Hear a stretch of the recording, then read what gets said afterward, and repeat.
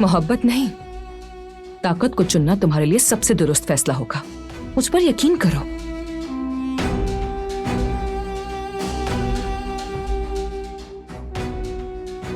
फिर देखना एक के बाद एक कैसे गिरा खुलती जाएगी।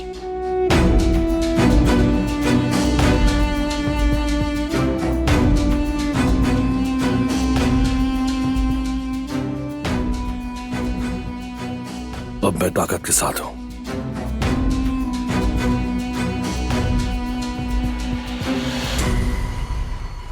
और देखना हमेशा रहूंगा, चाहे कुछ भी हो जाए।